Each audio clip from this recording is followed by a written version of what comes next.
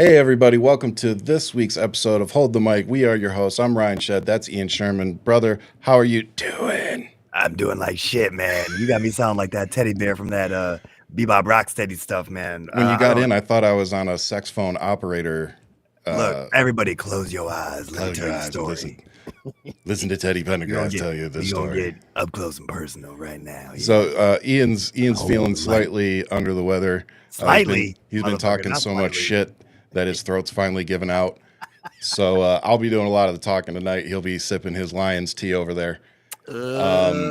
Before we get started, even though she's not here, just got to give a shout out to Angry Bunny, who is usually always in the comment section, but it's her birthday tonight, so she's out celebrating, having fun with friends and family. But big happy birthday to her. Thanks for all the support. Angry Bunny, this one's for you.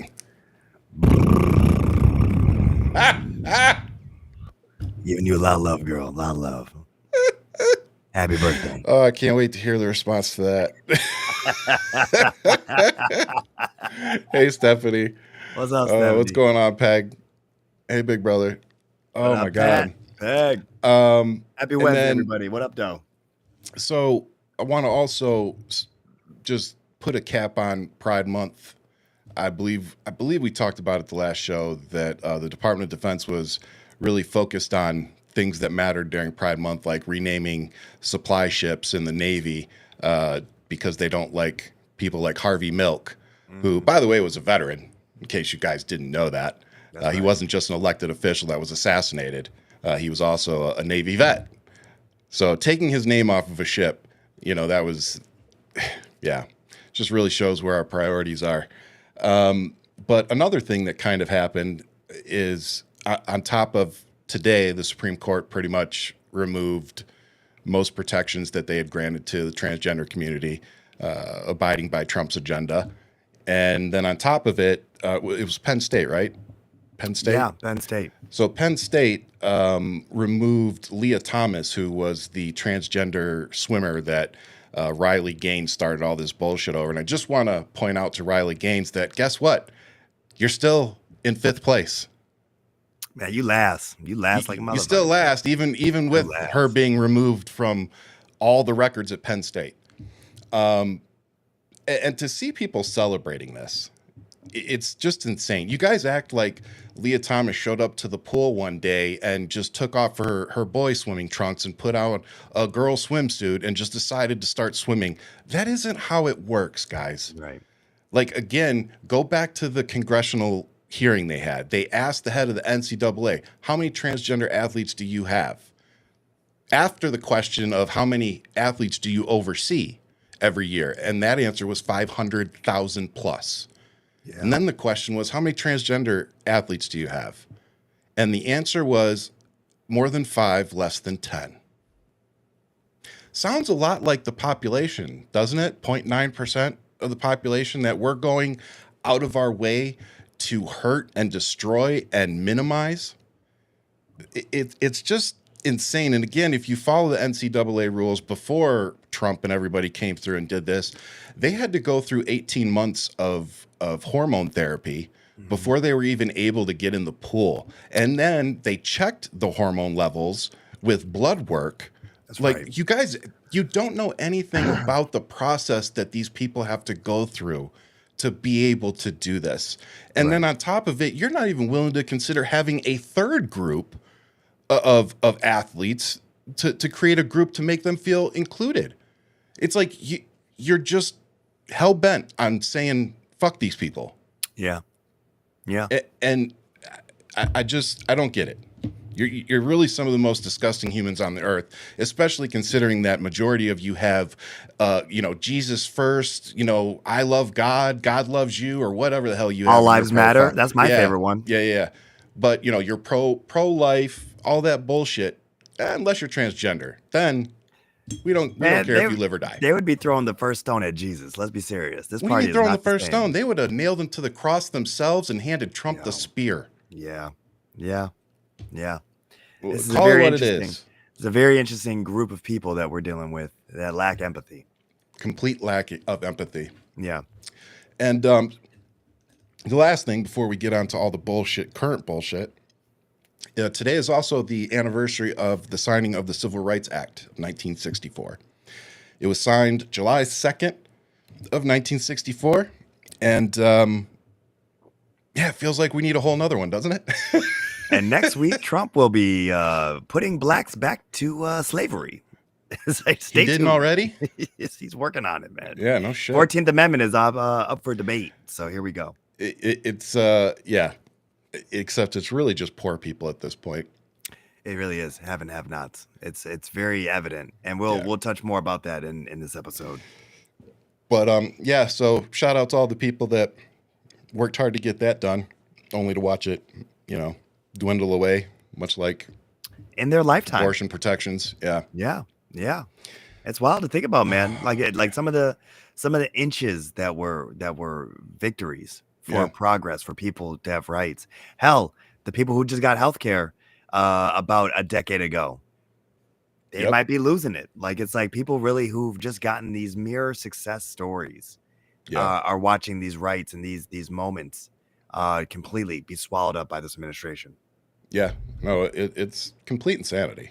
Yeah, like there's no other way to put it. It's just insane. I can't get that high right now. Speaking of insane, let's talk about this big, beautiful bullshit of a bill. Oh God. I think it's important that we really highlight what this is.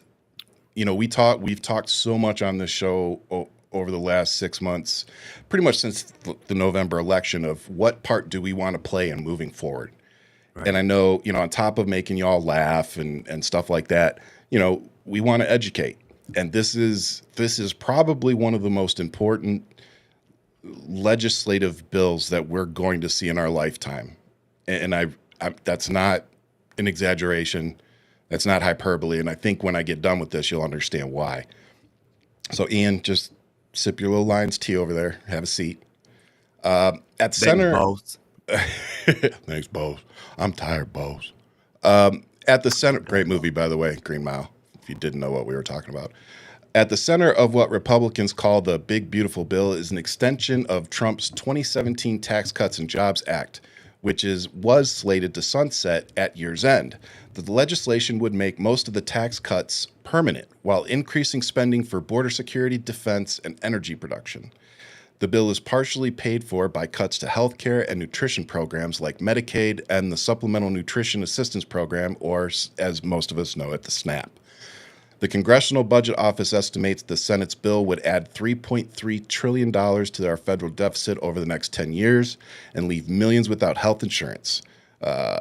Republicans in the White House, of course, dispute these facts. Senate Republicans used a process known as budget reconciliation to pass the bill, which limits the types of policies that can be included in a simple majority vote.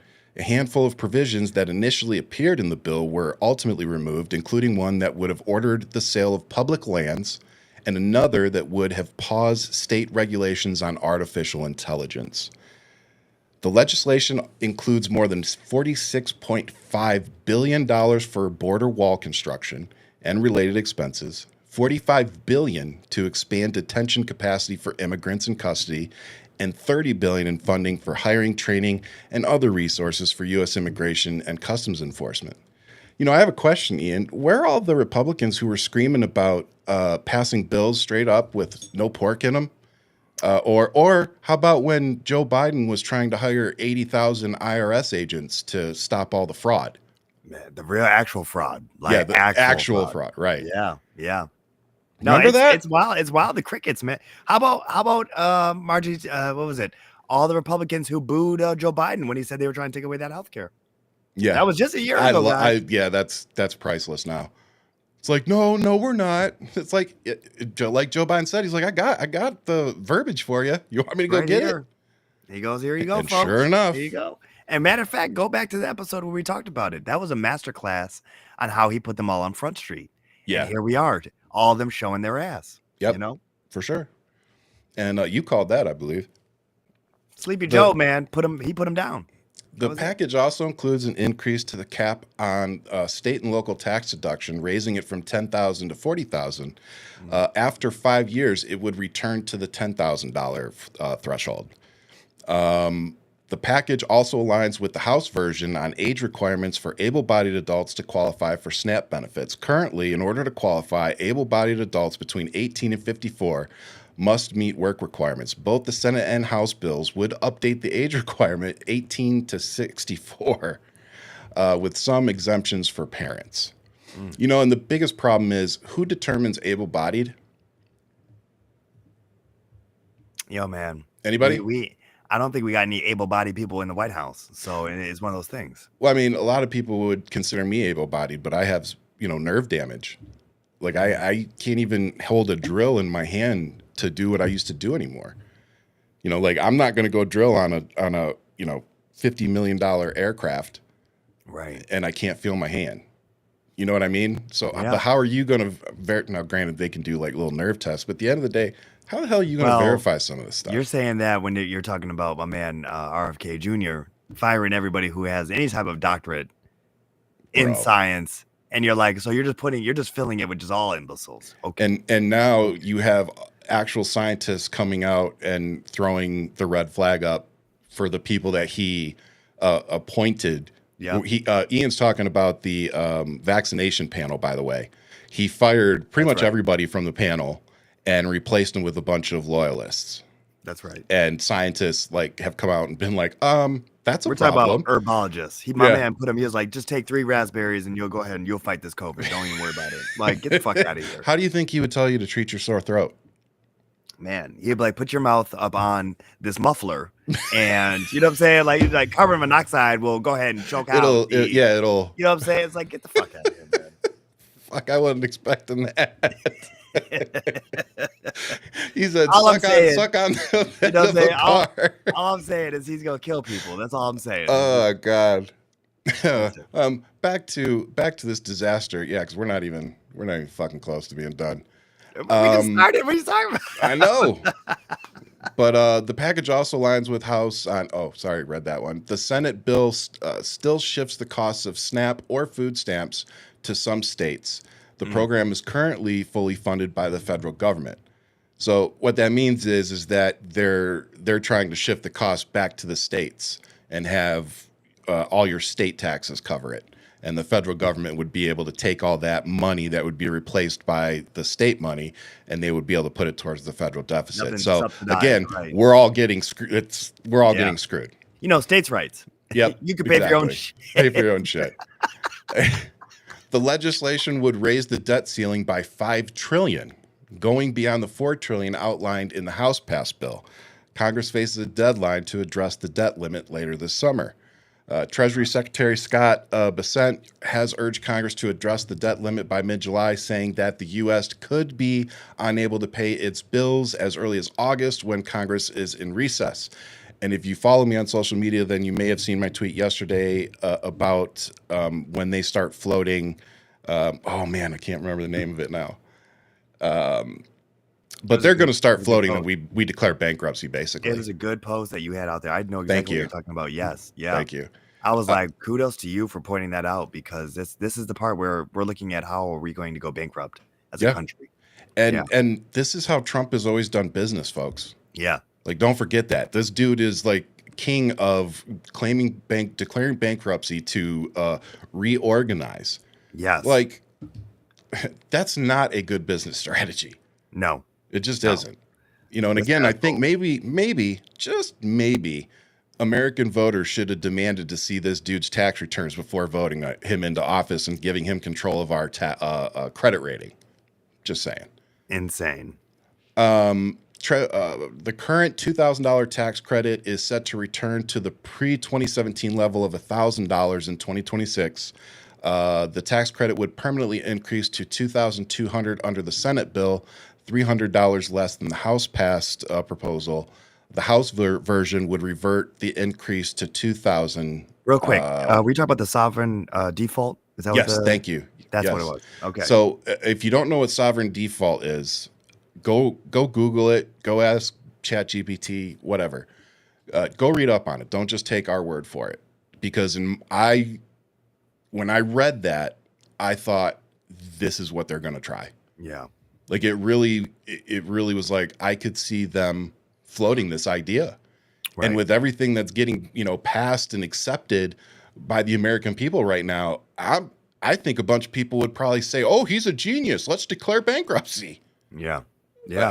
Everybody's gonna default. Do you think I'm far off there? No, and it's already starting to show with the what's it called? The delinquencies with the housing market right now. It's gone up. It's starting to go up. So, and that's on a national level. We're going to be in a 2007-8 recession if we keep letting them do this. Bro, we're going to be on a 1929 recession, if you know what I'm saying. But yeah. If we that's a collapse. But my point is there's going to be a major shift of the have and have-nots. Oh, for sure. But we can get into that at the very end of this. Yeah, for sure. The legislation includes restrictions on Medicaid, which provides government-sponsored health care for low-income and disabled Americans. Like the House-passed bill, the legislation imposes work requirements for some able-bodied adults and more frequent eligibility checks and an increased age limit. The party mad about... Oh, I already said that. Senate Republicans proposed steeper cuts to Medicaid funding, in part by incrementally lowering provider taxes from 6% to 3.5% by 2032. The timeline is delayed by 1 year from the Senate GOP's initial proposal after the issue became one of the bill's sticking points in recent weeks. Its departure from the House-passed bill, which sought to lower federal costs by freezing states' provider taxes at current rates and prohibiting them from establishing new provider taxes. So the corporate tax cut went from 35% to 21%, and it will be made permanent. So that was set to expire at the end of this year. That's right. It might be the end of 2026. Don't quote me on that. One of the 2 years. But if they pass this bill as written, it will make that permanent. So now my question to you folks is, you're talking about 21% to 35%. That's 19 corporate. Is that you're talking about corporate tax? Corporate. Yeah, the corporate tax. What is that? This 15, is Walmart. Was that 14%? Yeah. So he slashed corporate taxes 14% and is going to make that permanent. I encourage everybody. You start talking about our deficit and how much money we have going out versus coming in, do you think it's a really fucking smart idea to keep decreasing our corporate tax rate like this? Yeah. Because this is more trickle-down economics, which we already know does not work. It doesn't. So we need to stop allowing them to pass legislation that is based on trickle-down economics. Because if trickle-down economics worked, Jeff Bezos wouldn't be worth $200-something billion. That's right. Elon Musk would not be worth whatever ungodly amount of money he's worth. Bill Gates would not be worth what he's worth. And keep the people that work for him and that made them wealthy would be living in much bigger houses and be able to afford food and gas and things like that. We wouldn't need legislation to take care of as many people if the fucking 8 people at the top of the food chain would actually do their job and have public responsibility, which everybody thinks is going to rule the world. And when you listen to them talk about make America great again, and then you realize, well, where was America great and for who? Corporate tax rate in 1950s, and I want everybody to look this up, was actually at 42%. So when you look at how much we've actually fallen down, when you're talking about the middle class and how the middle class was so strong back in the 1950s, it's because fair share was being paid by the actual corporations. Yeah. They were paying their rate. It wasn't falling on the middle class to actually hold up like stilts this heavy ass country. And that's the part that I find so intriguing, is that it's literally been dwindling over the last 50 years alone. So it's like, here we are. Yep. But permanent, nothing's permanent in America. I learned that. Well, yeah, exactly. So when I run for president, first thing I'll do is undo all this bullshit. Blow it out the water. Multinational companies also got a huge break on overseas profits. I believe it's called a territorial tax system. State and local tax, SALT deduction cap. I believe we mentioned capped SALT deductions at $10,000 which will hurt residents in high tax blue states, who, of course, subsidize red states. Pass-through deduction gave 20% deduction to business income from LLCs, S-corps, and partnerships, which is a major benefit to wealthy business owners, including Trump. Estate tax relief, they doubled the estate tax exemption from 5.5 million to 11 million plus, which of course benefits ultra wealthy heirs like the Trumps. Temporary relief, permanent inequality. Individual tax cuts expire in 2025, but corporate tax cuts are made permanent. After 2025, most Americans will see tax increases. According to the Congressional Budget Office, by 2027, 80% of benefits go to the top 1%. Many middle-income families will end up paying more. Massive deficit growth. It will add nearly $2 trillion to the national deficit in the next 24 months. Republicans later used the increased deficit to justify cutting social programs like Medicare, Medicaid, and Social Security. Wealth inequality worsened. The top 0.1% gained massively in after-tax income. Wealth trickled up, not down, contrary to trickle-down economics. Corporate stock buybacks surged while worker wages stagnated. Blue state penalty, the 10,000. That already said the same thing. No real boost in business investment or wages. Promised job growth and wage hikes didn't materialize in the bill. Most companies use their tax windfalls for stock buybacks and not worker pay. So all these things are not going to benefit. Elimination of the federal tax on tips. So listen up here. Temporary deduction. Eligible workers can deduct up to $25,000 of qualified tip income from federal taxable income for the tax years 2025 through 2028. Above the line deduction, this means you can claim it whether you itemize or take the standard deduction. Phase out thresholds. The full benefit phases out for individuals with an MAGI over 150,000 or 300,000 for joint filers. Occupation limitation. Only occupations that customarily and regularly receive tips qualify, like waiters, bartenders, hairdressers, etc. Independent contractors and gig workers are also covered if they report tips via standard IRS forms. Employer payroll tax credit. The bill also expands a refundable credit for employer Social Security taxes on such tips to cover beauty service workers. So in summary, yes, federal income tax. Yes, tips will be tax-free up to $25,000 for until the end. Jesus Christ. Too much information. Yeah. So 25,000 tax will up until be 2028. I got it. Hang on. So taxes are going to be tax deductible up to $25,000 between the years of 2025 and 2028 for federal income tax purposes only. Tips will still count towards your Social Security, Medicare, payroll taxes, as well as state and local income taxes. So you're still going to get taxed on all those other things.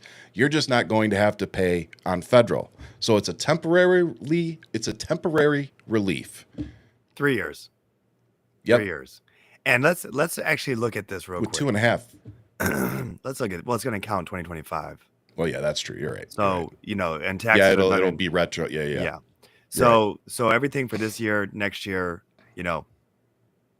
for these 3 years that are going forward. Yeah. And here's the thing that I want people to really pay attention to.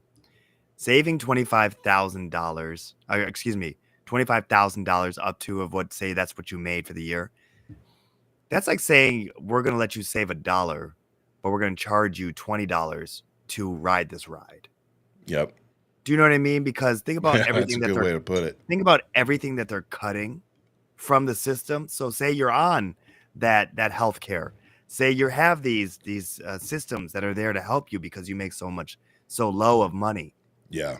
So now we're going to say you could save some money, but we're going to go ahead and charge you now premium for everything over here. So I really want people to understand the contrast here. Well, you save $1, but it's going to cost you $20 to ride this ride. Yep. So we'll see who really benefits in this whole situation. Well, it's very clear it's not going to be the middle class or the lower. You Yeah. know, people who are really, if the middle class is getting screwed, the lower class is getting all extra screwed. this is where all the tightening is happening. And Yeah. I always in all the tell wrong you, places. all the wrong places. But this is the part where I ask the question, why would you do this to your own base? Because come midterms and come the actual presidential election, you have to have a game plan set up in mind where you don't feel like you have to face them. And the midterms are next November, right? Is Next it November? 2026. So guys, like you're already starting to see signs out. Yeah. So like we should already have our mindset on midterms, just like Ian just said. And I love what you're saying about their messaging that, yeah. If this passes, I want a countdown. I want to see literally a countdown where they say, whatever the promise bullshit is, expires in how many months, expires in how many years, how many months, how many minutes. Yeah. I want to see a countdown because the whole premise of this thing is to fall into an election year and for them to push the blame onto somebody else. Yep. And I want there to be a countdown saying Republicans voted for, created whatever, and it expires on this day. That's what needs to happen. Is that mine? Oh my God. I'm sorry. Sorry. Sorry about that. You're good. This was somebody posted this. I think it was today. Democrats need a Project 2026 for the midterms and a Project 2029 for whoever wins the presidency. And I think my choice for president at Ryan Shead is going to make that happen. You're damn right. That's dope. But it's Project 2028 because that's when the election is. That's true. So but I'm gonna need them not to be a year late. Show up. Vote. Well, I think that would be the project for after I win because I would technically take office. You better make that shit 2028 because people don't. People have to memorize. Just appreciate the fucking idea, and we'll worry about the name later. Man, hey, I'm trying to keep everybody on message. 2028. I have people showing up. I'm here to vote for Ryan in 2029. You missed it. You missed it. By a year. But no, I think it's really important for everybody to understand the majority of what's in this bill. And also, my wife was telling me this before we jumped on, Ian. Apparently, they were talking to Trump about the bill, and Republicans were, and he said, no, there's nothing in there removing Medicaid or anything like that. We should be fine. And they're like, yeah, there is. I mean, again, I want to remind everybody that Kristi Noem was trying to come up with a way to deliver briefings to Donald Trump in the mornings that didn't include print because he doesn't read. Like Fox News. So she was trying to develop a Fox News-like briefing for him to be recorded every morning. They hired some podcasters probably to give the news to him. That's what it is. So if you think he read this bill and knows what's in it. Did you hear who the hell said it? Another politician. This isn't even the whole bill. They don't even know the whole bill yet. It's not fully out. Yeah. Slotkin. Her name is Slotkin. Representative Slotkin, she said, we haven't even seen what we're voting for. Not everything has been put on the table. Yep. But please continue because there's a couple things that I think that are also tucked in there that you didn't touch on. Well, maybe you'll have to give them because I only got a few more talking points here. Go for it. I want to see what the last one is. So in summary, really, this is going to benefit corporations and the wealthy, including Donald Trump, more than anybody else. Yeah. Which, in my opinion, is the complete opposite of what this is being sold as. Yep.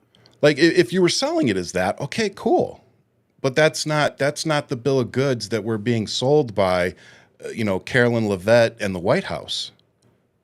We're being sold that this is going to be good for the working class. No, it's not. And more importantly, it's temporary. It's very temporary. Oh yeah. Like puts you, but you guys realize this is all politics.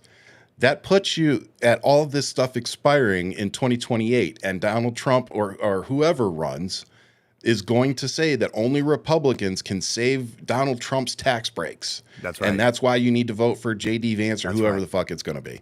Or the Democrats did this, and this is what we're trying to do. Or Trump for a third time if he's going to try it. Yeah. But that's exactly what they're going to do. They're going to use this and say, "Oh, we'll extend it again."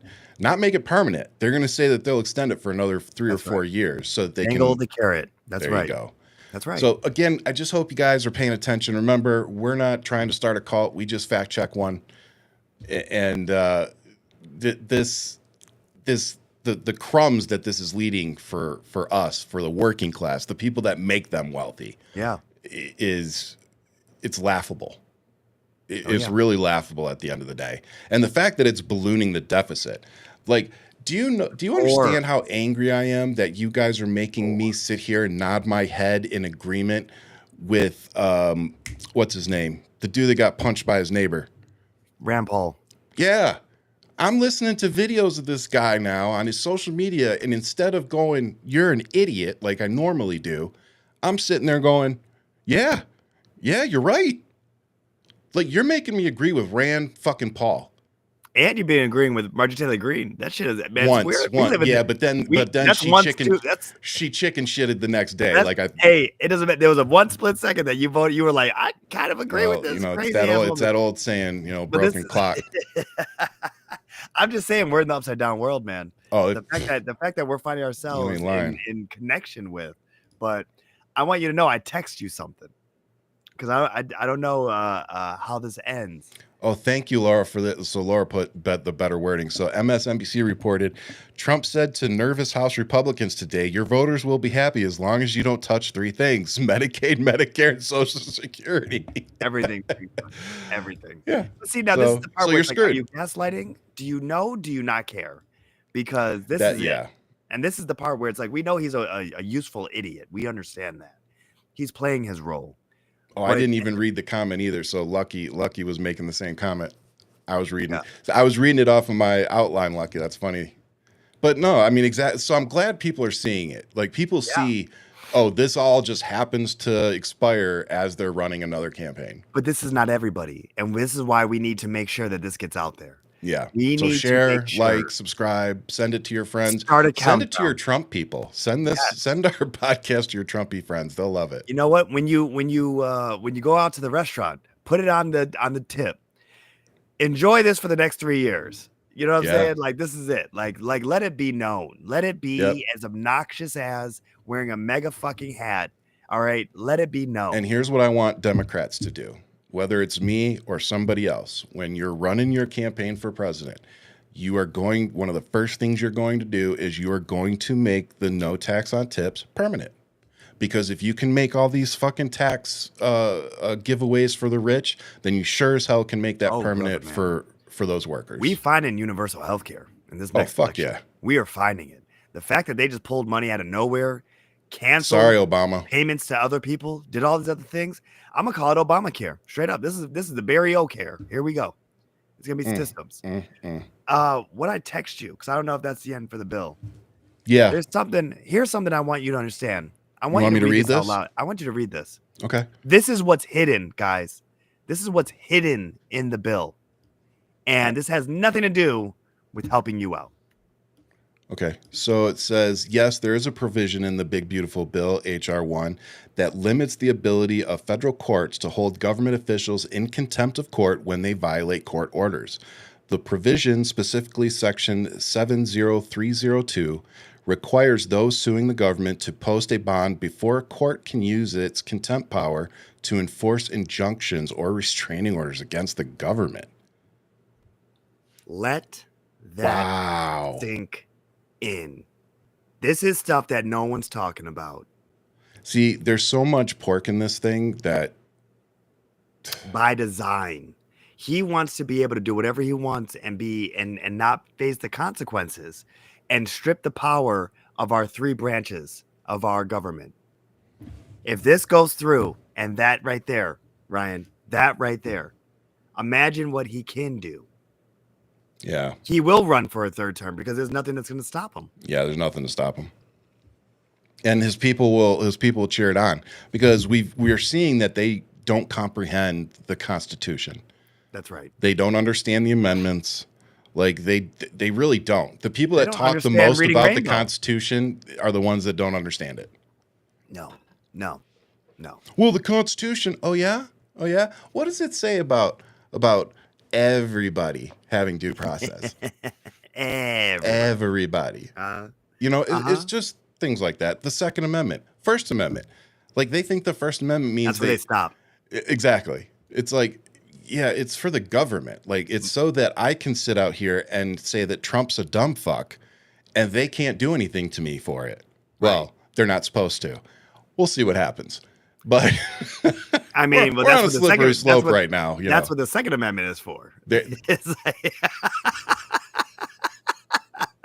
Now, but here's the thing. I've gotten in this argument with some people, and I've watched other people talk about this on other shows, and they're like, our forefathers never wanted anybody to change our Constitution. They never wanted them to change the amendments. Like, it's an amendment. It is. Yeah. That's what the amendment is for. Yep. It is for us to add, subtract, figure things out, make sure we can build something for modern society.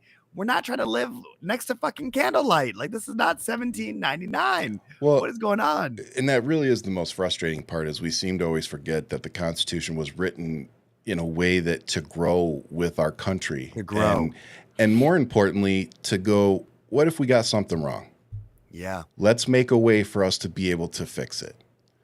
And that's how I look at it. I really do look at it as it's our back door to making it work, because they couldn't think of everything back then. And the one thing they did know was that they couldn't think of everything back then. But here's the part that gets me too, Ryan. It's almost like they got rid of a dictator. It's almost like they ran from a king. It's almost like they figured out a way to build a system that worked, that would, like you said, grow. And they were smart enough to know that they didn't know shit about what was down the path. They didn't know about microchips. They didn't know about cars. Yeah. They didn't know about things that we would need regulation, things that would pollute our land. They knew nothing. Most pollutant they knew was horse shit. You know what I mean? Oh, damn it, Mary, I stepped into it again. Like, that's all they knew. But here we are, and we're talking about clean coal. Like, what the fuck is wrong with why reversing on all renewable energy? I think we have peaked, and this is now the downward slope. So many people are saying that. Happy birthday, America. Yeah. It's like we almost made it to 250 years. Almost. These bitches fucking said this parade was 250. I go, it's 248 math. It's 248. Your math is off. Math, man. Trump can't even get that right. Like, come on, man. He's such an idiot. Speaking of. There you go. I'm ready, baby. Pissing everybody off. Oh, no, not pissing everybody off. We're owning the flag, man. We're owning the flag. Speaking of. Yeah, there's no protests or anything going on, or gatherings or anything in Tucson for the 4th. Not like, like they're supposed to be like protesting and stuff. They're not doing anything here. Interesting. Okay. Well, like I said, own the flag. It's ours. But speaking of protesting, we're seeing quite a bit of protesting of your potential future mayor. Bro, the honeymoon is over. Was there ever one?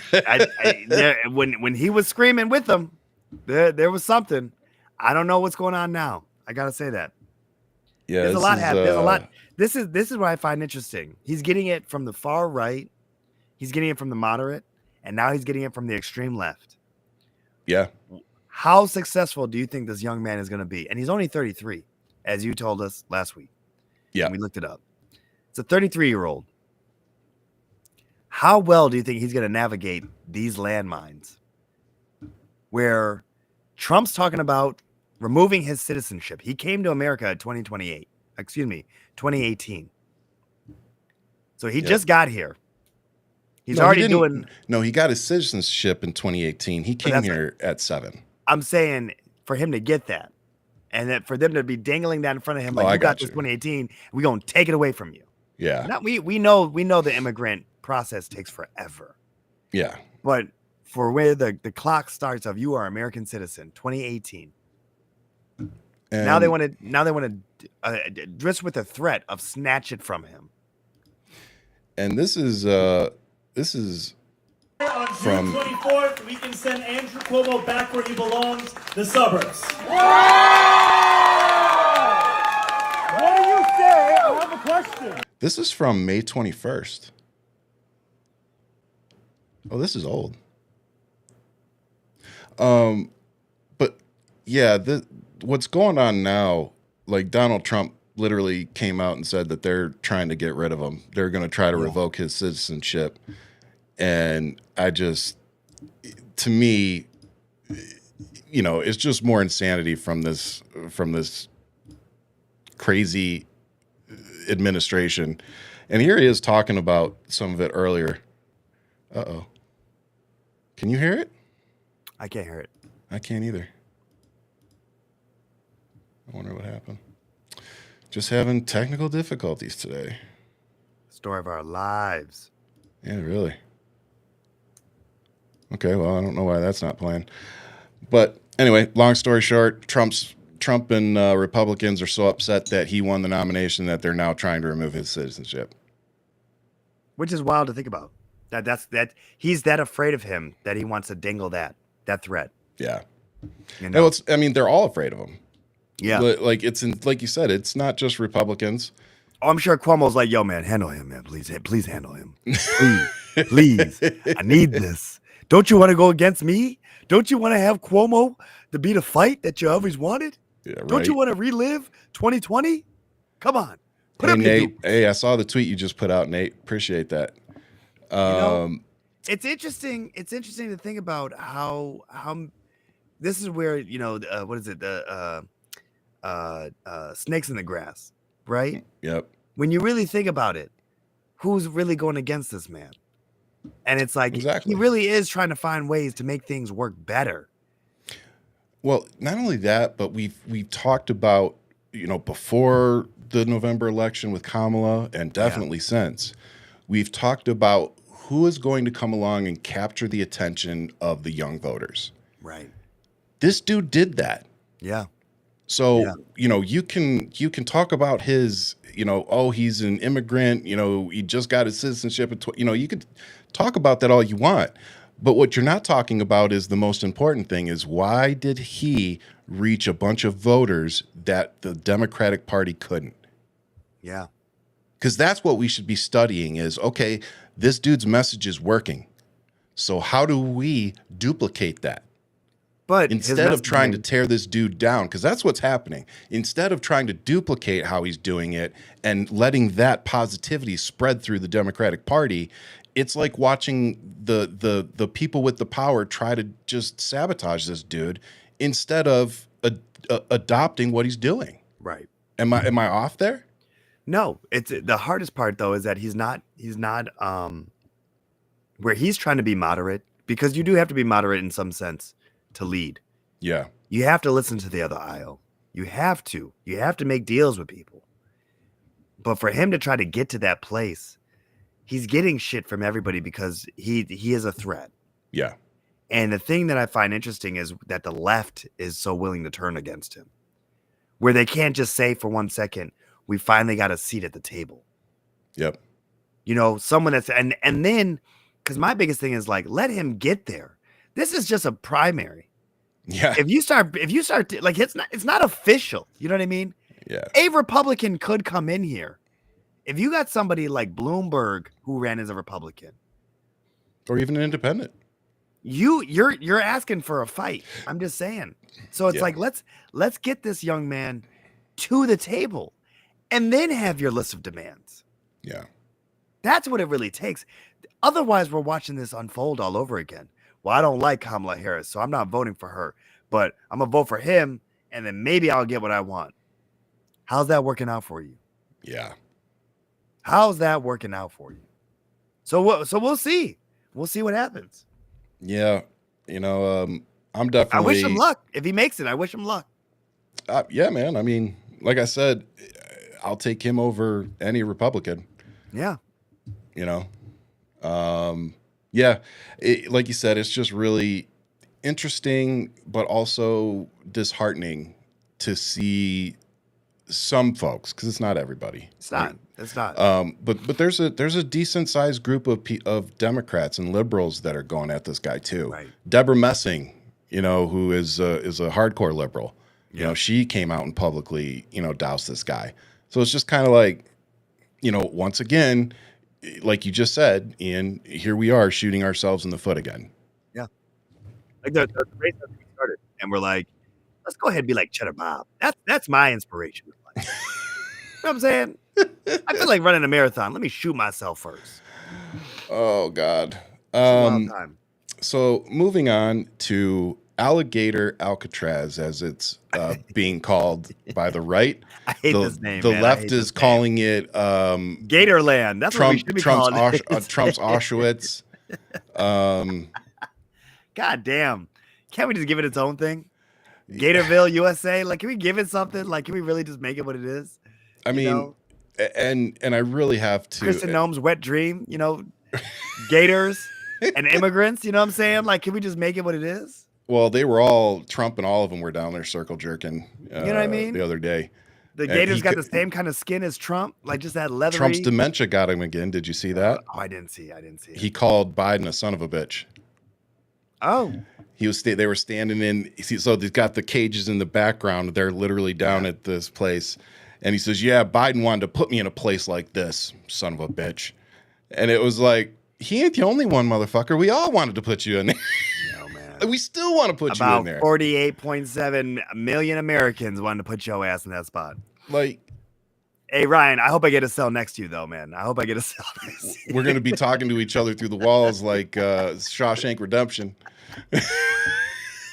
I'm going to have a Betty Boop. Andy Dufresne. I'm climbing through this bitch right here. That's what I'm telling you, I'm going to be in there with my little rock hammer. Oh, man. Every time that lightning hits, just do it. Oh, my God. Yeah, if you haven't seen Shawshank Redemption, by the way, classic movie. So Stephen King. But let's seriously talk about this for a second. Yeah. So Gatorland. This feels like a concentration camp. Feels? Looks like it too from the air. Brother man. Like this is dangerous. This is dangerous. Oh, this is past slippery slope. And this is all jokes aside. Yeah. There's not enough immigrants in this country to fill that place with what they're talking about. No. And they're setting what is it? We're not requirements. Oh, quotas? Quotas, thank you, sir. Oh, really? Yeah. Is this a privatized prison? Is this what this is? Oh, exactly. I mean, it came out, who was it? Somebody pretty close to the president is literally making money off of Stephen Miller? Well, that wouldn't surprise me. That crazy fuck. I'm sure they have cameras in it, and I'm sure they're creating their own videos. When I tell you that this is dangerous because you're ripping apart families and you're throwing them in a place that no one should be at. We're not even talking about the ramifications of a hurricane. It's already leaking. Did you see the video? They built it in a week. Yeah, it's already leaking from some rain. This is dangerous because I don't expect them to have protocols to get people, not prisoners, people to safety. Yeah. We are quickly approaching hurricane season. Mind you that they've already started removing the FEMA funding. Florida is a swamp. No one should be building over there. Matter of fact, the Everglades are there to help isolate some of the storm and take it on to then spare the rest of the inland. So now you're building there and you're removing that natural safety mechanism. Yeah. And you're putting bodies there. This is not going to end well.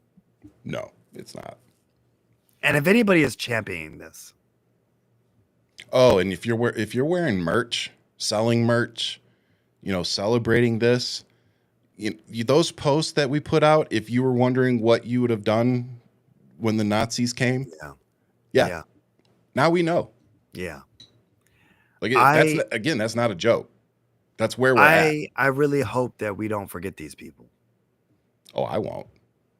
I really do. Like Elon Musk trying to backpedal now and be like, oh, we need a third party and this is horrible. It's like, bitch, why are you acting like you didn't help get this dude elected? Like, you are literally the reason he won. Yeah. Without Musk's influence, no way he wins. Influence, no way. Finances, anything.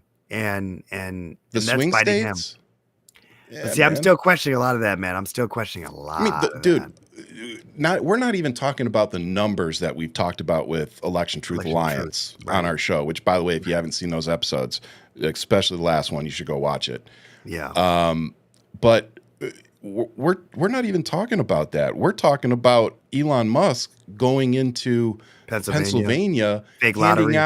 handing out lotteries and telling people we'll give you $100 for each signature you get on this. That's right. And then telling people that they're getting $1 million and they're having a giveaway, only to find out in court that it wasn't a giveaway at all and that it was pre-selected people and it was all a fucking con. Yeah. So without all of that, which was all Elon Musk's doing through his America PAC or whatever it is, Donald Trump would not be president right now.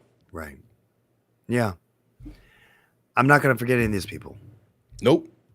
And that's the biggest thing when I think about with the next election. And now, you know mind you, it's another thing that I'm going to promise when I become president. I will deport Elon Musk. Well, here's a question. Eminent domain, you going to take over his businesses? Fuck yeah. Government property? Everything. It's all going to be seized by the government, run by the government. Can't do any worse than that, dumbass. And by the way, if you're wondering how I'm going to be able to do that, I have video proof of him and his brother confirming that they were once illegal immigrants. So I will go find out what process they used to become legal immigrants. Close that loophole. Yeah, I will find that loophole and I'll fucking destroy it. Yeah. And then I'm going to send him and his mother back to South Africa or Canada or wherever the fuck they came from. Well, God help the Trump family if they do win. Yeah, I'm going to send all their fucking anchor babies back too. I was about to say, God help them if they win this argument over birthright. Free cars. Free cars. I don't trust those cars. Those cars are I wouldn't. Well, good. I mean, hey, if we take over, we might be able to improve them. But good luck. You know, good luck with that re-engineering process. Well, what I was going to say is we'll go find the two guys that started Tesla the to begin original. with, but they've already started their own. Yeah, they've already restarted. Do like Steve Jobs. Bring them back. Bring them back. Like, please. What do we got to do to bring you guys back? Like, take it over. Do you? We understand you were the brains. We get it now. We're back to the Roadster. There we go. Here we go. The Tesla Roadster. Make it illegal. Oh, what is this? When you get in office, make it illegal for lawmakers to lie to voters about legislation too. Oh, for sure. But you want to know what the problem is, Laura? I don't know if it's so much that we're getting lied to as much as it is they haven't read the bill and they don't know what to tell us. I think it's a combination of two. I think they definitely lie sometimes. Of Ted Cruz with what's my man with the bow tie? What's his Tucker Carlson. Tucker Carlson. That shows you the competency of these motherfuckers, man. When even Tucker Carlson eats your lunch and laughs at you in your face, but this is how you need to treat them. You don't know. Really is. You don't know. Yeah, you're voting on this? Like, you're voting on this. You don't even know. He goes, well, I'm sorry, you know. I mean, I'm not voting on this. But it's like, it was so good that he threw it back in his face. Yep. It's so good. Send them back penniless, freeze their bank accounts. I mean, look, we need to get serious about what are we going to do to fix this? Oh, first off, they're getting our health care. They're losing their health care. They get whatever the people got. That's going to be the Senate and the House. Yeah. Their health care is stripped, and they can be on the same system as the weakest. Until they fix the program for all Americans. And that's my point. Yep. That's how you start. But you know what? I'm going to tell you something, Ian. When we first talked about it, I'm not going to lie to you. I poo-pooed it. I was like, get out of here with that. And what I'm talking about is there's been a lot of talk about a national strike. Yeah. And to me, at first, it was like, yeah, that's not going to happen. But as the weeks and months have progressed, I have softened on that position. And more importantly, I am seeing now that the only way we're going to get these people's attention is to hurt them in their pockets. Yeah. You know, and I think a good amount, of Americans are starting to see that. And I really think if it was organized the right way and, you know, we just got enough people to really be like, yeah, no, we're not going to show up for a week, for 2 weeks, whatever. We're shutting this bitch down. Yeah. And look at what Philly's doing right now. Philly's in the middle of their workers striking. They've got trash everywhere. Yeah. Like, they're literally telling them, you got to take your own trash and telling them where to put it. Right. So, to me, I'm watching that. And for those of you, this is what I'm talking about. You can go read up on it. I was hoping there was a photo. The photos are crazy. Like, go Google it. There's literally trash just all up and down the streets because there's no sanitation workers. Right. So to me, I'm looking at that, and it kind of was like, this is what needs to happen. Everybody needs to say, this is about it on the show. We've been talking about it. This is our government. This is our country. This is America. This isn't fucking the United States of Trump. It's the United States of fucking America. And when you've got a felon and a business fraud sitting there telling all of us that, oh, those people over there are the criminals. They're the ones that need to be deported. Maybe we shouldn't be listening to the felon. Maybe, more importantly, maybe we should be deporting that guy, the felon and the sexual abuser and the fraud. To me, that's a pretty epic criminal that maybe belongs in El Salvador. Or in Gatorville. No, I think El Salvador. I've seen that video. I think he belongs there. So he couldn't get his fat ass up that ladder to get on the top bunk. Oh, he wouldn't make it to the top bunk. Man, they'd be there with the sock and a bar of soap. They'd be handling him, man. They'd eat that dude alive. It's just, we need to get serious about what are we going to do if it gets down to that. Yeah. And I really think we're close. And it's like a modern day civil war without the guns. How are we going to fight back? We have power. We just need to be willing to use it. Well, this is the part where they're afraid, and they want to keep us afraid of each other. Exactly. They want to keep us against each other so that we don't realize this. A lot of us just realize this. And I know I might be jumping around. A lot of us realize this when we just witnessed with the Diddy case that just happened. The verdict just came out. Oh, you're jumping around. But this ties in. You're looking at the fact of have and have nots. It has nothing to do with a political party. Look at you agreeing with Rand Paul. Look at you for 1 second agreeing with Marjorie Taylor Greene. You're seeing something that's wrong, period. Yeah. And regardless of their conscience telling them, shut the fuck up, take the money, just like Homegirl from Alaska, sell out everybody else and take the money for Alaska. And I wonder what her deal was. And it should be transparent. It should be known. What did you do to give up everybody for Alaska? Yep. Regardless, because that shows you now there's no unity within the states. Right. This is where it's going to become everybody very interesting. For themselves. What happens if California says we are no longer funding the government that is now subsidized for all these poor ass red states? What happens if I thought they had said something like that? They did make a threat, but I'm saying when they do it. Do it, yeah. I'm tired of threats. What happens when you do it? Yep. Because I'm not about making a threat. I'm either in it or I'm not. That's it. And it's like, I'm not going to sit there and dangle it in front of you like, I might do this. I might. No. It's a very simple starting on blah, blah, blah. You will no longer receive. Yeah. You are cut off. Yep. And that would be an interesting process to see how everything would go into shock. Yeah.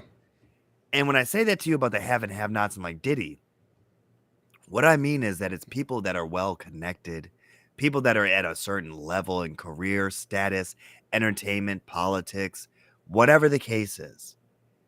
They get off. And there's a part that's there where we get stuck always with the bill. Yeah. And I'm not saying regular everyday Americans are doing the wild ass shit that Diddy was doing. But you will go to jail for a lot more time for a lot less if you ain't have that name recognition or those zeros behind you, because he is well connected. Yeah. And he's probably well sponsored. Oh, yeah. because anybody in America knows that if you're black and in America, you got to be 10 times better than a white dude. And that's why his ass is still alive and Epstein's dead.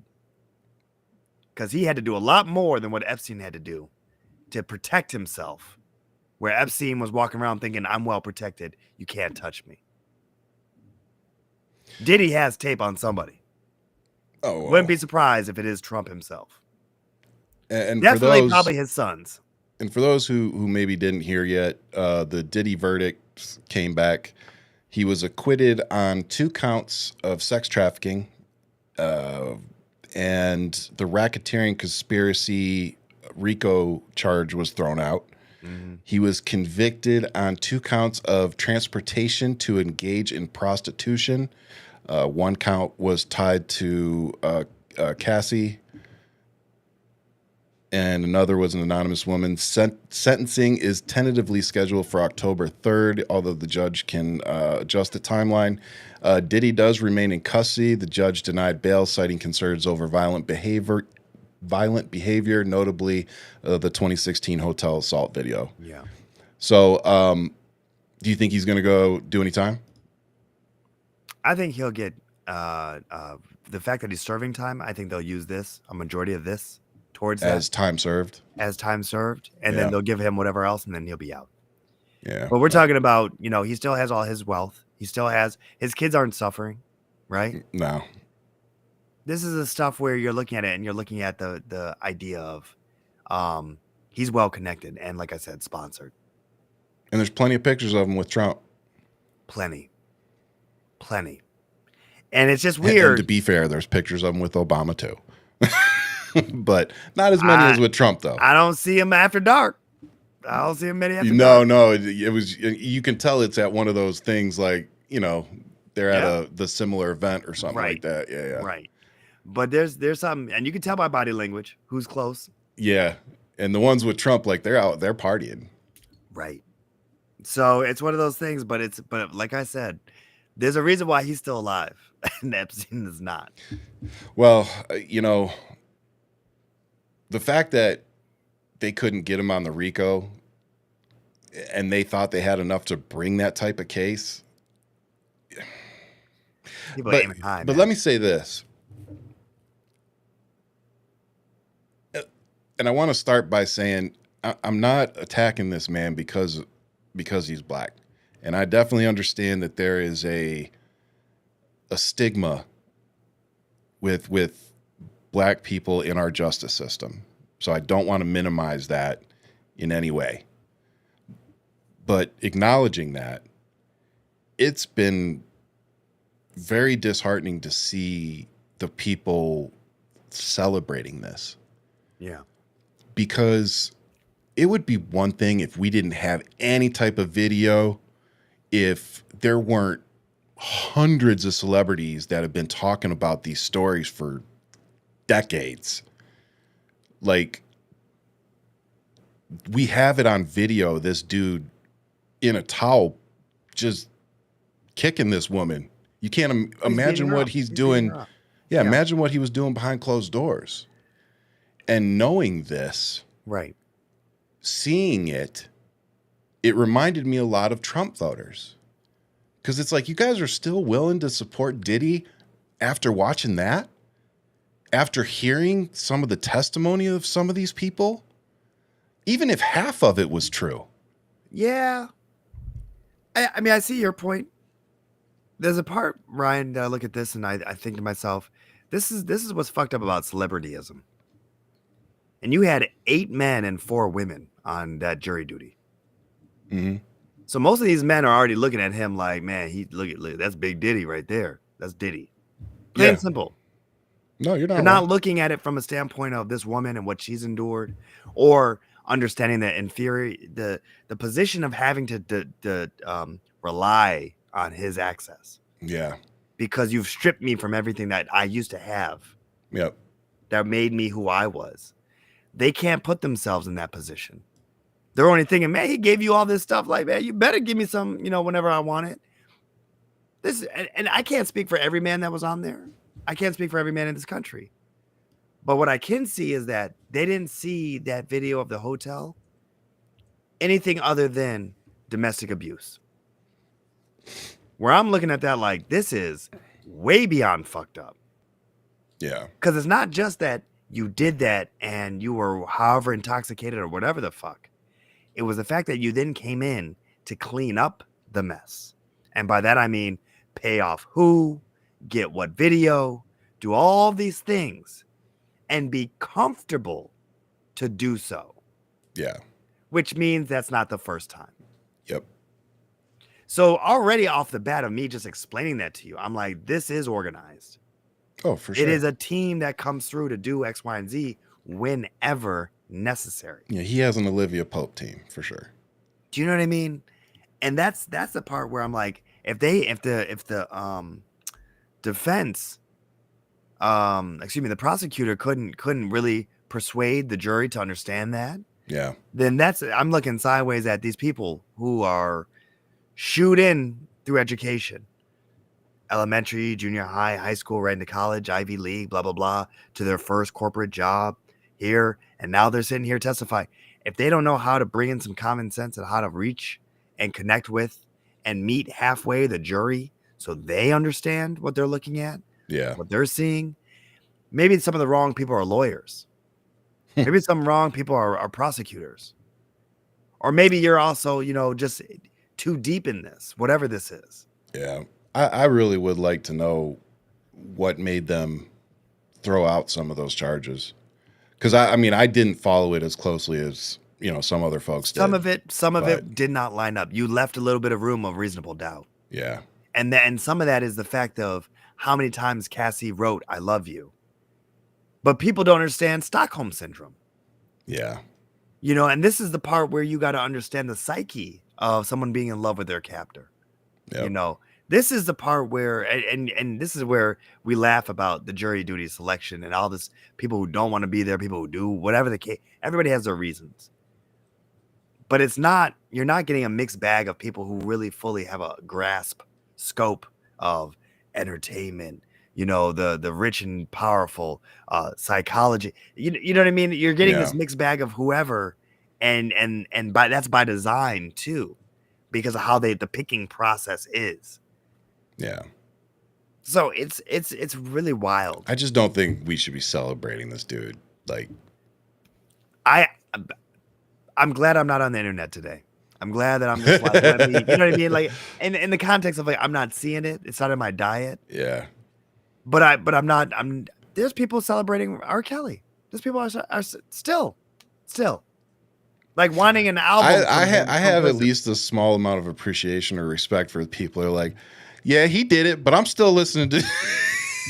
He's like, he's still being played at the barbecue. He's a piece of shit, but I'm still gonna listen to that song. Well, that's the question where you do have that argument of like, is it the art or the artist? Do you want to know what I was thinking the other day?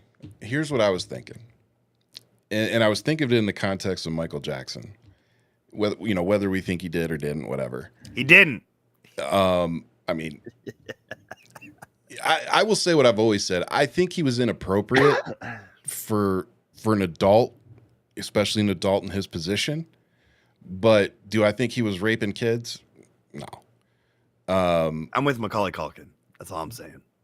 But my point is when we lose somebody like that, like when we lost Prince, it was like, oh shit, because he feels like a part of our lives because of how many songs, Purple Rain, all that shit, if you grew up in our time. And I thought about that, and it's like, whether somebody's a good person or not, like I'm not going to go out and purposely spend money and support them financially. But if their song comes on the radio, I'm not going to flip the song either, because for me, there's memories tied to those songs. Yeah. And for me, that's what exactly, and that's what I kind of focus on more than. Oh, was R. Kelly or Michael, whoever, whatever, Chris Brown after he hit Rihanna, like Chris Brown was losing that fight. I'm gonna be the first to say it. He was losing that fight. Probably. You don't bite if you're winning. I'm just telling you right now. He was biting. He was surviving. Okay, Rihanna is a beast. I'm gonna tell you right now. I did not anticipate that. I'm telling you right now. Chris, I'm with you, brother. I see you. You lost like a bitch, but you bitch your way out of it. Okay, good for you. Good for you. Oh my God. Good job. That was Ian for anybody listening on the audio. As for Oh God. R. Kelly, it hurts me to listen to. It's not listening to R. Kelly. It's listening to Aaliyah's first album. Listening to her as a little girl. Age ain't nothing but a number. Age ain't nothing but a number. And listening through that entire album and hearing it definitely hits different. It hits different and it hurts. Yeah. A, she's a Detroit girl. Yep. B, she was a young little thing that was being groomed by this man. Yep. And that's another thing I'm thinking about. Diddy's been grooming us for how long? Right? I'm just saying, being in the media like that. Yeah. Trump's been grooming how many people for how long? Decades. People don't want to think about it, but they've been groomed. Yeah. They don't want to think about it. Being on TV, playing this character that he's created, all this shit. They've been groomed. America's been groomed. Now, what do they say about people to get past that? They have to acknowledge it. They have to understand that they were literally being gifted. Oh, here's the gifts. Here's all these things. You want to take me shopping? Does. What? You know what I mean? He's so nice to me. All this shit of wanting to feel like they belong. But with that, listening to Leah's first album hurts. Yeah. It hurts.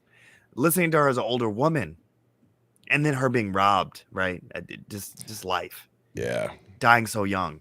I'm just like, damn. I'll never forget that night for many reasons, but yeah. Yes. Off of fucking Rock the Boat. Yep. Watching that video hurts. Yeah, I mean they literally died that day. Leaving that photo shoot. Yep. Leaving that video shoot. So yes. So it's one of those things, but with Michael Jackson, we can all get into it, but that's a whole nother thing where you're looking at the complexities of entertainment, Jehovah's Witness, his upbringing, all these things, this melting pot, becoming so world famous at 9. Yeah. Like, just imagine where you no longer have any concept of reality. But again, you're looking at, he died at 50 because he had nothing but yes people around him that wouldn't say no. That's too much. No, we're not going to give you propofol and... Y'all should have known that when he did, 7 nose jobs too many. You know what I mean? Like, the fact that he was a handsome man in the 80s. It all started with the... That's what they tell you for the fucking Pepsi commercial. I mean, no. It all started from his childhood. Well, and how he felt. And when he hit puberty. I think the drug problem started after the injury. I mean, okay. But the whitening the skin and all these things and whatever disease he has. Oh, he definitely had body, I think he probably had body dysmorphia to some degree. Right. Right. He had been a perfect candidate to talk about that for trans kids. I think he would have been amazing. Yeah. To talk about just in general how he feels. And it started with like acne. He didn't like being in front of everybody with acne. They make fun of how big his nose was. A lot of things. And it's like you said, as a kid, being 9, 10 years old and being told those things, something you can't change, and as a teenager, he found a way. 14, 15, 16. And you got people live in front of you got people telling you that. And yeah, it's different. Wow. That's totally different too than being bullied a little bit at school. You're being told by adults, by everybody, by people you don't even know, and you're just reading it. Yep. You feel like the world's against you. Anyway, my point of that whole thing was to say that I focus on the memories I have of said song than the person singing it so much. All right. But I say that too. I'm not putting money in their pocket either. Like, I'm not going to go buy their merch and shit. It's bad enough they probably get paid a cent for the stream. Well, they probably don't even get paid a cent. Depending on their deal, people at that caliber get more money than a new artist like myself. You know what I mean? But at the same time, it just depends. Have you been able to buy like a piece of pizza yet, or? I can definitely buy a piece of pizza. That is a fantastic thing. Yes. Yes. Yeah. Have I done it? No. No. I just sit there just to look at it. All right, there it is. It's happening. But yes, yeah, it's interesting to see that, but it's always going to be the long debate, the art versus the artist, because this is why they say never meet your heroes. Yep. It's for a reason. For sure. But that doesn't apply to me because I'm pretty fucking awesome. So it applies to me. Y'all don't want to meet me. It's not true. Let them figure that out, Ryan. Don't tell them my secret. I want them to be scared to meet me. That's where the fun starts. So before the positives for the night, I wanted to talk real quick about this sniper that killed a couple of firefighters. I said that night, because I think by the time I'd seen it was like 5, 6 o'clock, people were already saying, "Oh, it's a liberal. Oh, it's a Trump supporter." And I put out, I'm like, can we just stop? Like, dude's not even done shooting yet. Yeah. Like, they're literally still dealing with this guy, and you're talking about what political fucking leaning he had. Yeah.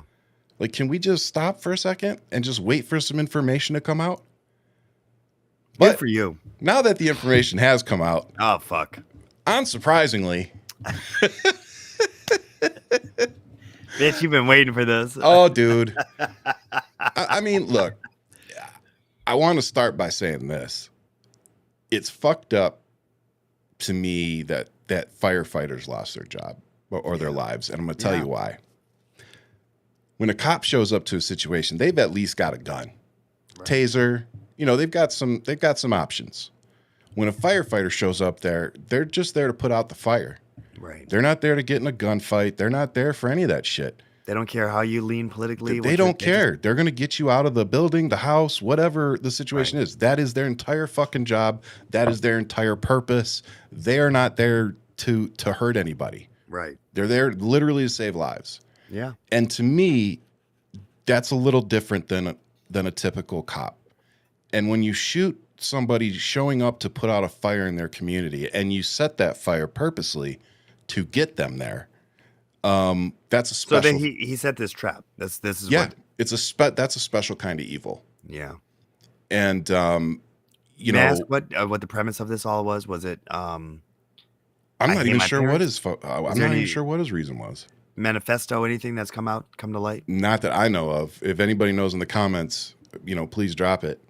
But just seeing I saw the pictures of the firefighter, and it's like that dude was just showing up to put out a fire. Yeah. Yeah. And literally the only reason his life was taken was extremism. That's it. But for what? I mean, what was the cause? Exactly. Well, the parents were MAGA. They got pictures of the parents in front of the White House wearing MAGA hats. Right. Dad sitting behind the Resolute desk in the Oval Office. On January 6th or when? I'm kidding. I'm totally kidding. Oh, he was denied entry to firefighter training. Oh. He didn't meet the requirements. So he shot him? Damn, well, you definitely didn't meet the requirements. God damn. Not a strong EQ. God damn. That's fucked up. It's like, oh, you don't meet the requirements. So yeah, I'm gonna show up and. I didn't get into this, so I become a domestic terrorist. Okay, that's America. That's Trump's America. That's where we're at, folks. So, white male, lonely, denied entry. MAGA parents. So, probably bulldozer parents.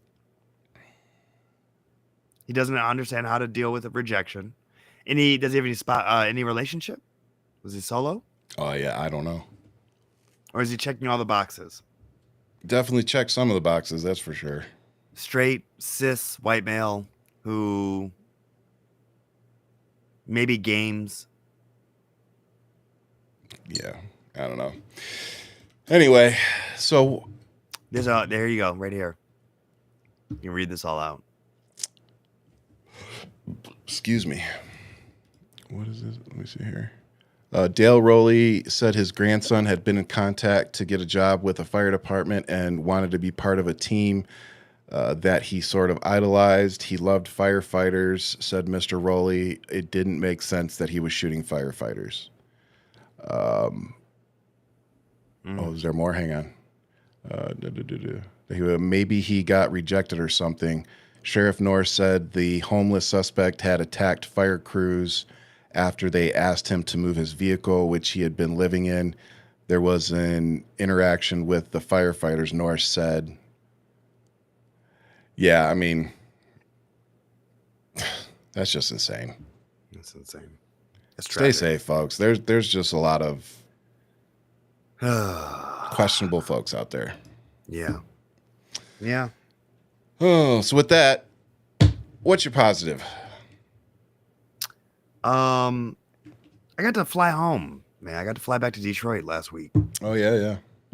I got to fly back to Detroit and do an impromptu and kick it. And there's some things on the horizon, and there's this moment that's like kind of bittersweet for me, where I got to kick it with some of the elders in my family. There was a 92-year-old for his birthday. Shout out to Big Uncle Werner. And then there was and this is the German side, so it's kind of cool to like reconnect with the German roots, and to hear the faint German accent that I'm so accustomed to. Very American. I mean, they're American, but it's they've been here since God. Some of them got here in the 1940s, like that. Like, I mean, when you think about the immigrant story, these are the roots that I tie to. And I see some of my other cousins who, some folks that I know in my family that are mega supporters and against immigrants. And I'm like, you don't even realize how close to the immigrant story you are. Yeah. And it was cool. It was cool to kick it with another one that was a 98. Like I hung out with them separately. And it was dope to just hear their stories and talk to them and kind of see the circle of life in full force. I have the youth with me here in Brooklyn, but then it's like these elders in Detroit, and it was really surreal. And to kick it with Ma Dukes for her birthday, and then see my sisters and then their families, their tribes that they built. So there's a lot of food for my soul, and it was really great to just get this time with them, unobstructed, just time. I was barely on my phone. I barely did anything else. I was just like focused on just being there because it was a very quick turnaround. It doesn't give you any time to mess around. You know what I mean? Every minute is precious. Yeah. And then I turned around and did a road trip back to New York, and it was great. The weather was shit. It was a massive rainstorm, and it was for some reason I love driving across America, but it was a beautiful experience to then get back here to my babies. And to be here and to fill the tribe as I in my role, right? Dad's home and to see that energy, and it was really amazing, I have to say. So it's more, my positive is past tense. Looking forward to what may be coming in the future. We'll talk about it and at some point, but right now it's like these little moments that I really appreciated. Yeah. Seeing Michigan, seeing some beautiful change, seeing America via the road trip, and just the people that you connect with, the gas station clerks, shout out to Sheets, a gas station. I love trucker stops. Love. Best coffee. Fuck that Starbucks shit. Get you a trucker stop coffee. You're good. You're good. You're golden on that road. And I grew up doing road trips. I love road trips. There's something about it, the people you meet, the interactions, whatever, even as small as it may be. And it's funny because I think about the people. I don't know why I remember her name, Kayla, the gas station clerk. We talked for 5 seconds, and it was like, whatever. I did something, bought something, had to go back out, pumped out gas, go back in to go get a receipt because the machine's like, you got to get a receipt from the. I was like, all right, walk back in there, and immediately she, hey, again, and then you just start talking for a second, and it's like, all right, have a good one, peace. And it's just like, Kayla, what's she doing now? I have no idea. I just know she works somewhere in Pennsylvania. But it's like one of those things where you meet somebody and you're like, there's just good people all around in America. And that's the thing I think about, who we advocate for, who we fight for, who we speak up for. And it's just one of those things where I'm just like, I get, and maybe this is what I'm going at. I get being on the campaign trail. The people you meet, the random ones that touch you in a certain way, and the ones that really you impact because of just how you just looked at them or just acknowledged them. You know, realistically, when I said, all right, have a great, have a beautiful holiday weekend, Kayla, her eyes kind of lit up because she was just like, almost like, how do you know my name? But at the same time, she's like, shit, I'm at work. Here's my name tag. And one of those things like, thank you for acknowledging me. You know what I mean? Because how many people do you actually interact with? And it's just like, yeah, just give me, pump 7. You know what I mean? It's like, it's one of those things where you take a minute to just acknowledge somebody. That's the stuff I love. I really do. It's fun. It's fun to meet. I always will say I never met a stranger because I always am so opening to meet somebody. Where it's like, just bring them in and just like, who are you? How do we gel or don't gel? And it's been fun, but I'm gonna go this way. Like, let me get the fuck out of that situation. Yeah, I'm the complete opposite. But I it's get natural that for serial me. killer look on my face that says, "Don't talk to me." Ryan, you're a big old Care Bear, man. Come on, Usually. But I'll tell you what, though, when I'm having a bad day, I know it's on my face because nobody says shit to me. Brother, I don't even want to talk to you. No, it's one of those things, man. It's natural. It's natural to inquire, just in general. And I'm watching my son the same way. He asks why all the time. And I'm like, why did we stop doing that? We all should still be asking why, no matter what. We should always still have that inquisitive mind. So that's my positive. It was really nice to reconnect, and decompress from New York. Yeah. Mind you. Because I think New York's a small town, but at the same time, it's like, it's not a small town. No. But it's like when you actually are in a small town, when you are in a different situation, you feel that weight. And it's amazing to really what you can connect with. So that's my positive, man. Yeah, you go on your roof, you look left and you look right, and the two buildings surrounding you is the same population of a small town. Yeah, man. You are not kidding. You are not kidding. Oh, man. So it's funny that Anthony said this. So my positive is the WNBA is going back to Detroit. Yeah. They're expanding to 3 cities, 2 that had prior teams before, and then 1 new city. And for those of you who didn't know, Detroit had won the WNBA title a couple of times before. Shock. Yeah, the Detroit Shock. Yeah. Is it going to be the Shock? Is it going to be that again, or is it going to be? I'm not sure. I'm not sure if it's going to be a different name or not yet. Anthony, hit us with the news, man. Hit us with the news. Yeah, let us know. But that's my positive. Is it's actually been. It's always good to see something happen in Detroit, and even though the teams they aren't slated, I think till 28 or 29.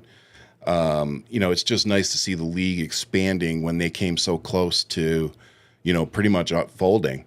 Yeah. And I said it the other day, for you fellow sports freaks out there, the NBA was really struggling in like 79, 80. Yeah. And when Magic and Bird happened, that changed everything for the NBA. Yeah.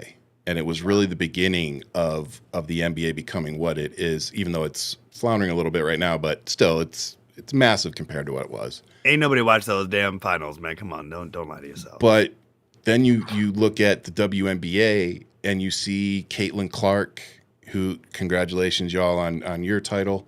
Yeah. But you see her and Angel Reese, and you see like how the stories are being told about them. And I was literally watching the other day. I'm like, the WNBA is going through their Magic Bird era. They are. I'm all about that Sophia boy. Woo! She throws hands. She don't play. No, but I will say I really like watching, like most people, I like watching Caitlin Clark play. She's good. She's pretty fucking good. She's really good. But there's a lot of good women out there, and there's been a lot of good women, to play.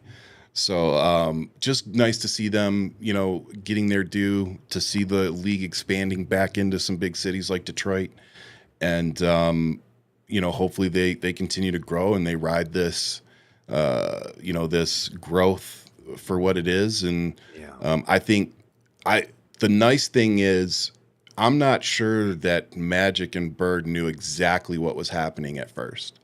I don't think they knew back then necessarily what they were really becoming. And I think Caitlin Clark, and Angel Reese and a few of the other girls, I think that they are well aware that this is kind of their Bird Magic moment. And I think that's a good thing because they can take it and harness it and really capitalizing. Exactly. And Caitlin Clark seems smart enough to do that. Angel Reese seems smart enough. They seem smart enough to know how to keep the heat going. Yeah. And make it watchable. The right amount of tension. And it's, but man, don't add Sophia. Because they respect each other. They may go at each other, but there's a respect there. Yeah, which makes it even better, when that playfulness comes out, but at the same time where it's like, oh no, it's about to get serious on this game. But there's the statistics of Caitlin. They said when she's playing, viewership skyrockets. It's like when MJ played. So, right, people want to see her play, and it's amazing to see that. I mean, I just feel like she's doing more than some of these boys in NBA. I mean, NBA, look, they'd be flopping like crazy. I'm like, look at how the girls play. They're playing hard. But that's why people are watching it. Because there's a level of they're going hard because they know that they have to. Yeah. Yeah. They're playing for something. They definitely are. They want the viewership. They want the money. They want the merch deals. They want that shit. And they realize that if they want those things, they need to be relevant. Yeah. And a lot of those women, out on those teams are starting to realize that Caitlin Clark, like her or not, she has lit a fire under the WNBA in a good way. Yeah. And you see these women harnessing it. They're not hating on her. They're like, oh, this is good. This is some are. Hello Rumble was but in terms of business, they're not hating on what she's bringing to the table for everybody. Yeah. It's also nice to see her self-aware enough that, she's always kind of like giving credit to other folks, to the people that came before her, like this is a woman that should have an ego that's pretty, Deion Sanders like at this point. Right. And she doesn't. Comes off more like golf. She comes off very like level-headed. Yeah. And so it's easy to like her. Because she's not crazy. She's not talking crazy. And when she goes out there, she fucking plays. Yeah, she does. She gets hype. She gets really hype. It's hype. Fun to see her. Hey, it's fun to see her play. She's competitive. Yeah. Hence why she has a fucking trophy in her hand tonight. Yeah. Yeah. Wild, man. And it was fun watching them celebrate too, because they were like freaking hiding behind corners and squirting each other with the champagne. That was funny. Oh man. But no, it's nice to see them getting their due. It's nice to see the league expanding. Because when that happens, everybody in the league makes money. So, hopefully that 100%. Continues and these women start, making the money that they should have been making a while ago. Way past their time. Yep. It really is. It's just nice to see it happening. Because like I said, I don't think people realize how close the entire league came to folding. Yeah. Like I think they were down to like 6 teams at one point. That's wild, man. I think it was crazy. That's wild. So, the fact that they're able to come back and start, re-expanding into territories is great. So that was my positive for the week. So thanks for bringing that up, Anthony. It's always nice to talk about back home too. Well, the big news that we want everybody to know is that next week is going to be special. It's going to be our last episode before we go on summer break. Ryan and I decided it'd be really great to spend some time with our families and get some travel in and get a couple things going. But, you'll see Ryan every day, if not, always on all his social media. But I actually have a special plan for you. Oh, see, there it is. There it is. I have. Yeah. But we will be, our last episode will be next week, Wednesday, 8:00 live Eastern. So check us out, and there may be some big changes that we will find out. So stay tuned for that. But like, subscribe, hit that notification button. I promise I'll get rid of my phone sex voice for hopefully the next episode. If I don't, then I need to go to the doctors. There's a reality. So yeah, stop talking all that shit. Get your health care. Yeah, and I have an episode planned for why we're off, and it was really crazy. This probably should have been my positive actually. So, woman reached out to me, has a fairly large social media following, and she's like, "Hey, I've been following you for a while." She's like, "And I just happened to notice that you're following some Lynch syndrome support groups. Do you happen to have Lynch syndrome?" And we've talked about it on the show before. And it's with the genetic mutation that killed my dad that I've had that made me have to get my colon taken out. And for women, it can be even worse because it tends to attack their uterus and all that. So she was like, "Hey, I'm just finding this out. Like I'm really kind of freaked out about it. Da da da da da." So I told her my story and some things and said, I can help you with resources. And the next day, I was just like, "Hey, would you consider coming on our podcast?" I was like, because this is a conversation that people need to see, because it's not just about Lynch syndrome. It's about genetic mutations altogether. Yeah. And so she's agreed. She was like, "Actually, yeah, I'd love to." So she's going to come on and we're going to do a show about her diagnosis, my diagnosis, what it means, and also educate a little bit about, even if it's not Lynch syndrome, there's all these other genetic markers you can have, that you can go get tested for. So really looking forward to that and doing that. Definitely looking forward to the break too. The kids were definitely, and Jen, we're excited that we were taking a few weeks off. So No more Uncle Ian. Yay! Yeah, I'm still gonna need some videos though of yeah. Hello, man. Yeah, Yes. yeah, you'll get those. But with that said, look, y'all, part of the reason we're doing this too is we're taking care of our mental health. Yeah. There is a lot going on. And the way I explained it to somebody the other day was, we're getting as much news as we used to get in a week in a 12-hour time frame every day. Crunch. It's really crunch time. And it's like, and that's part of the plan, right? But for us, it's to intake it every day and to digest it and try to put it into, bite size, whatever for you guys. It's a lot. And this is going to be a long 3.5 years. So we're gonna spend some time with the family and come back ready to kick some more ass. But yeah, man, I need to enjoy the summer a little bit. Oh yeah. Oh yeah. You already know that bad weather's coming. It's like, okay. Oh, we got rain right now.